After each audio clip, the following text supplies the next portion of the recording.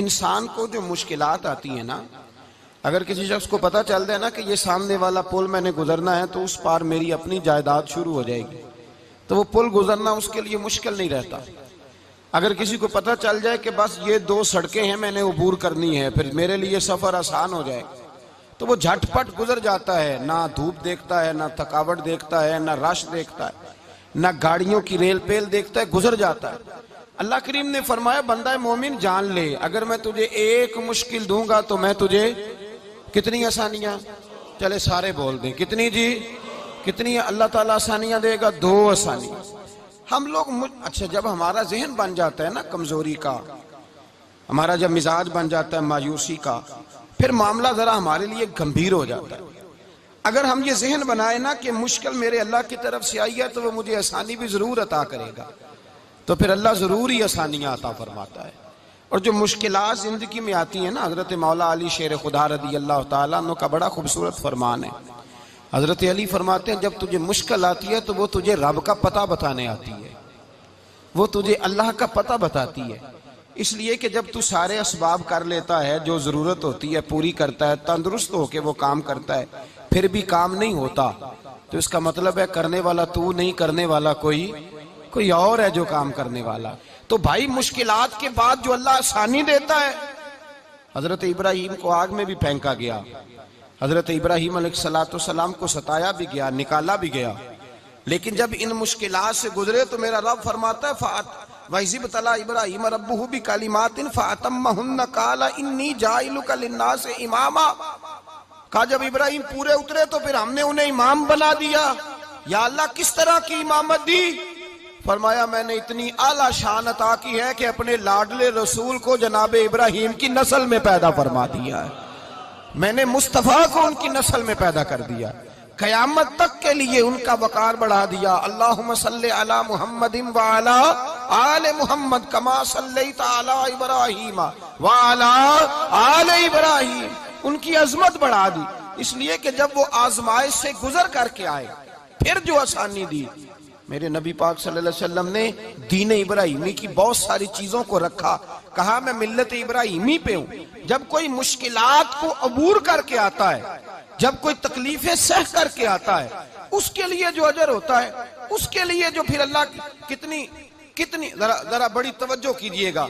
लोग समझते हैं फला आदमी मुश्किल में है तो शायद मुश्किल में ही रहेगा, फला आजमाइश में है तो शायद आज, मेरा अल्लाह फरमाता है एक मुश्किल दे के मैं 2 आसानियां भी दूंगा। तो मुश्किल देख रहे हो, मुश्किल ना देखो, वो जो इसको बाद में आसानी आने वाली है, और डबल जो मैं इस पर नेमत करने वाला हूं उसको देखो। हजरत यूसुफ को भाइयों ने कुएं में डाल दिया था, और जब कुएं से निकले तो मिस्र के बाजारों में बिके, और फिर जुलेखा ने इल्जाम लगाया तो हालात बिगड़ गए, हजरत यूसुफ को जेल जाना पड़ा। कितनी कठिन जिंदगी थी, लेकिन मेरे मालिक को कुछ और ही मंजूर था। कुएं में गिरने वाले, बाजार में बिकने वाले, जेल में जाने वाले, इल्जाम लेने वाले जनाबे यूसुफ को रब करीम ने उसी मिस्र का बादशाह बना दिया। अल्लाह पाक ने उसी मिस्र का हुक्मरान बना दिया। यारी तेरी सोना पर अजमैशा तेरियां अग, ये सोना परखिया जावंदा ही पहलो नाल अग्गां दे लग। इसके लिए थोड़ा सा जतन करना पड़ता, थोड़े कठिन हालात से गुजरना पड़ता, थोड़ी आजमाइशों का रूप देखना पड़ता। हम चाहते हैं कि हमें छेड़े कोई ना कोई तकलीफ ना आए, कोई आजमाइश, ये हो नहीं सकता मेरे भाई। नामी कोई बगैर मुशक्कत नहीं हुआ, 100 बार जब अकीक कटा तब जाकर नगी हुआ। हम चाहते हैं कि हमें कुछ भी दिक्कत ना आए, मुश्किलात ना आए, और मुश्किलात तो इंसान को संवारती हैं भाई, वो तो निखारती हैं। कभी पूछा करो जाकर के किसी गंदम के दाने से कि तू कहां से होके आया है, कहां से निकल के आया है, तो वो बतलाएगा कि बड़े मुश्किल मराहल से गुजरा हूं, और फिर अल्लाह ने मुझे ताकत दी है कि मैं इंसान के वजूद का हिस्सा बनाऊं। तो भाई कठिन मराहल, आजमाइशें, तकलीफें, ये इंसान को बड़ा इंसान बना देती, ये उसके लिए तरक्कियों का पेश खैमा होती। हमारे जवान परेशान हो जाते हैं, औरतें खास करके इस बात पे तवज्जो करें, वो बड़ी जल्दी गम ले जाती हैं। वो कहती हैं जाने मेरा कुछ होगा ही नहीं, जाने मेरा कुछ हो ही नहीं सकता। मेरे भाई दर्जनों और बीसियों लोग ऐसे हैं जिनकी औलादे नहीं थी, लेकिन नाम उनका उनसे भी ज्यादा है जो बड़े बड़े साहिब औलाद। हजरत ख्वाजा मोइनुद्दीन अजमेरी को जानते हैं आप लोग? नहीं, जो जानते हैं वो बोले। जानते हैं जी? लो जी काफी सारे जानते हैं, थोड़े जे रह गए मगर जानते हैं ना ख्वाजा साहब को? उनके किसी बेटे को जानते हो? नहीं जानते, नहीं जानते, नहीं जानते आप उनके बेटे को। हजरत ख्वाजा मोइनुद्दीन अजमेरी रहमतुल्लाह ताला अलैह के बेटे को नहीं जानते, लेकिन वैसे आप हिंदुस्तान में किसी आदमी को छेड़ के देखे, वो कहेगा मैं ख्वाजा साहब का रूहानी बेटा हूं। मेरे भाई, यहाँ लोग परेशान हो जाते हैं कि औलाद होगी तो ये होगा, फुला होगा तो ये होगा। भाई ऐसी कोई बात नहीं। मेरे पास पैसे होते तो मेरा अब्बा बीमारी से फौत ना होता। जो मालदार होते हैं तो क्या वो बच जाते हैं? हजरत इजराइल उन्हें छोड़ जाते हैं? ओ खुदा के बंदे, तू कैसी बात कर रहा है? याद रख, ये जो आजमाइशें होती हैं, ये जो तकलीफें होती हैं, ये जो थोड़े से मुश्किल हालात होते हैं। हजरत यूनुस अलैहिस्सलाम की दोस्ती होगी हजरत जिब्रील अमीन से, तो जनाब जिब्रील मिलने आए। हजरत यूनुस अलैहिस्सलाम फरमाने लगे, जिब्रील मेरा दिल करता है मुझे उस बंदे की मुलाकात करा जो अल्लाह का सबसे ज्यादा इबादत गुजार बंदा है।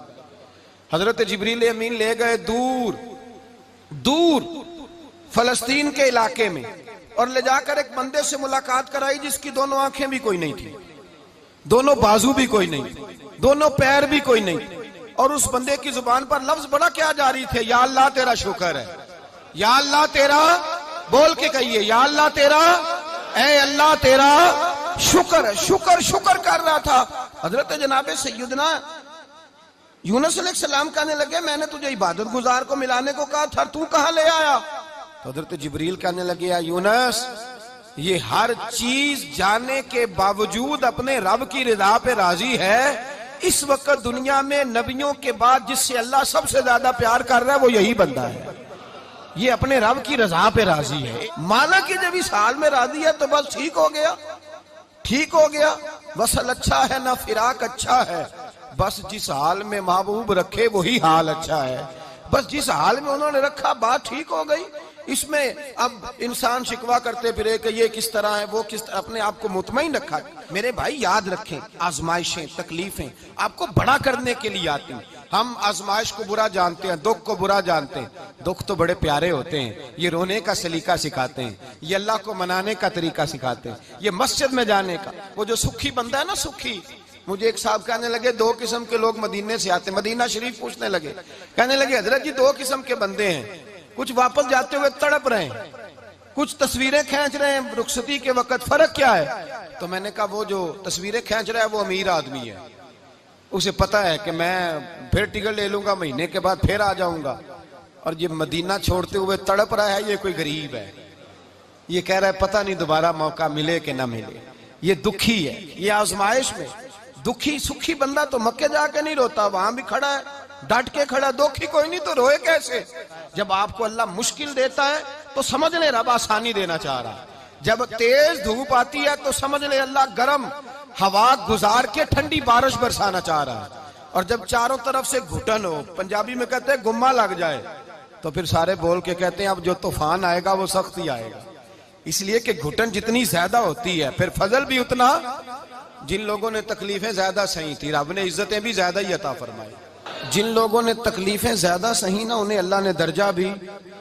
हजरत बिलाल हबशी ने बड़ी तकलीफ सही, मारा करता था उमैया, बड़ा मारते थे, इतना मारते थे कि मोटे, आपने कभी देखे हैं देहातों में मोटे मोटे मोटे मोटे पाए होते थे, चार पाइयों के मोटे मोटे मोटे मोटे बांध की चार पाइयां और बड़ी चार पाइयां काफर बिछा के बैठ जाते, और हजरत बिलाल हबशी के पैर उनके नीचे रख देते, हाथ उनके नीचे रख देते, आग लोहा गर्म करके उसके ऊपर नंगे बदन लिटा देते।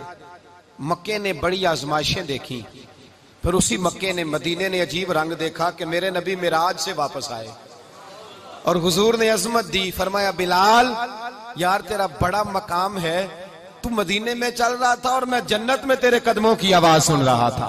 अब्दुल्ला मुजनी हुजूर के गुलाम थे, कबीला मुजन के रहने वाले, वालिद फौत हो गए, चचा ने पाला था, इस्लाम कबूल कर लिया। चचा इस्लाम का बड़ा दुश्मन है, हुजूर का नाम आए तो जलाल करता, हसद और बुगज में जल जाता, बड़ी इस्लाम के साथ दुश्मनी और इनाद रखता है। हजरत अब्दुल्ला कहते हैं पहले तो मैं इश्क रिसालत को दबाता रहा, फिर ये चिंगारी शोला बन गई, फिर के ये हल्का सा जज्बा समुंदर और सहरा का रूप धार गया, फरमाते हैं माँ थी और मैं था, मैं गया जाके चचा से कहा मैं नहीं रह सकता। कहाँ जाएगा? तो मैंने धीमे लहजे में कहा मैं मदीने जाऊंगा, अब मैं रसूलुल्लाह के मदीने जाऊंगा, अब मेरा गुजारा नहीं होता, अब मैं जाऊंगा। कहते हैं चचा कहने लगा अच्छा तू वहां जाएगा, तुझे मैंने पाला, मैंने पोसा, वो मकान मैंने तुझे बना के दिया, तेरी जेब में जो पैसे हैं मेरे दिए हुए हैं। कहते मैंने कहा चचा मैं सारा कुछ सोच के आया हूं, मकान भी तू रख ले, पैसे भी रख ले। कहते उसने हर चीज रखवा ली। जब पलटने लगा तो चचा कहने लगा जो कपड़े तूने पहने हैं ये भी मैंने खरीद के दिए थे। हजरत अब्दुल्ला फरमाते हैं मैंने वो कपड़े भी उतार के दिए। बरहना हालत में मैं माँ के पास गया और मैंने कहा अम्मा मैं पहले भी तो नंगा पैदा हुआ था, तूने ही कपड़े पहनाए थे, मेरा फिर बदन नंगा हो गया, कपड़े दे दे। कहते हैं 2 बीबियों वाले कपड़े अम्मा ने दिए, एक मैंने तामत बांध ली, दूसरा ओढ़ लिया और मदीने पहुंचा। कहते हैं जब मैं ठंडी रात मदीने पहुंचा तो काले रंग के हबशी गुलाम हजरत बिलाल दूध का प्याला लिए खड़े थे, हाथ में खजूरें थी, कंबल था। कहने लगे आजा आजा। मुस्तफा ने फरमाया था कबीला मुज़न से मेरा गुलाम आ रहा है, मैं सारी रात से तेरा इंतजार कर रहा हूँ। हजरत जनाब सैयदना अब्दुल्ला रज़ी अल्लाह तआला अन्हु फरमाते मेरी मुश्किल आसान हुई। फरमाते मुझे मदीने में एजाज मिल गया, मुझे इज्जत मिल गई, हर आदमी मेरी कदर करने लगा। गोया बुजुर्ग कहते हैं कि हजरत अब्दुल्ला दुआ करने लगे कि ए अल्लाह तूने मुझे बड़ी शान दी है मुस्तफ़ा की गोद में, अगर इसी रहमत के छांव में मैं पर्दा कर जाऊं तो मेरी बात बन जाएगी। हजरत अब्दुल्ला का विसाल भी रसूलुल्लाह की गोद में ही हो गया। गोद में ना कोई रिश्तेदार, ना कोई ताल्लुकदार, ना कोई हमसाया अपना, ना कोई चचा, ना कोई मामू, शहर में तनहा असी किसे दे कुछ नहीं जे लगदे, ते ना कोई साडा दर्दी। तनाई जनाजा उठा तो उठाने वाले कौन है? अबू बकर सिद्दीक, फारूक आजम, उस्मान गनी, मौला अली, हसनैन करीमैन जनाजे में शामिल। मेरे रसूल पाक सल्लल्लाहु अलैहि वसल्लम ने जनाजा पढ़ाया। देखो मुश्किल काटी थी तो आसानी का रंग देखो, आसानी का अंदाज देखो। हजरत सैयदना अबू दरदा रज़ी अल्लाह तआला अन्हु इरशाद फरमाते हैं मदीने में रिवाज था कि जब कब्र में उतारने लगते थे तो करीबी रिश्तेदार उतारा करते थे, पर अब्दुल्ला का तो रिश्तेदार ही कोई नहीं था मदीने में, कौन उतारे? फरमाया जब कब्र में उतरने लगे तो हजरत अबू बकर सिद्दीक और हजरत उमर फारूक उतर गए कि हम कब्र में उतारते हैं। रसूलुल्लाह ने फरमाया तुम बाहर निकलो, तुम क्यों कब्र में गए हो, बाहर आओ। कहते हम बाहर आए तो अल्लाह के रसूल अंदर गए। फरमाया कौन कहता है इसका कोई नहीं, मैं जो मौजूद हूँ। कौन कहता है कोई नहीं? फरमाया रखो मेरे हाथों पे। कहते हैं हुजूर के दस्ते मुबारक पे रखा और बाहर खड़े हम रश्क करने लगे कि वाह अल्लाह तेरा आसानी देने का रंग, आसानी। इसने मुश्किल बर्दाश्त की तो रब ने मुस्तफा के कदमों में आसानियां अता फरमाई, पसे और हुजूर ने कब्र में रखा नबी पाक ने। हजरत जनाब सैयदना अली उल मुर्तजा शेर खुदा करम अल्लाह ताला वजहुल करीम की वालदा हजरत फातिमा बिनते असद रदी अल्लाह ताला अन्हा, हजरत अली की वालदा, बड़ा प्यार किया मेरे नबी पाक के साथ। हुजूर इनके घर में रहे, इनके घर में परवरिश पाई। हजरत अली कहते हैं मेरी अम्मा पहले रसूलुल्लाह का ख्याल रखती, गुर्बतों के जमाने में नबी पाक का साथ दिया।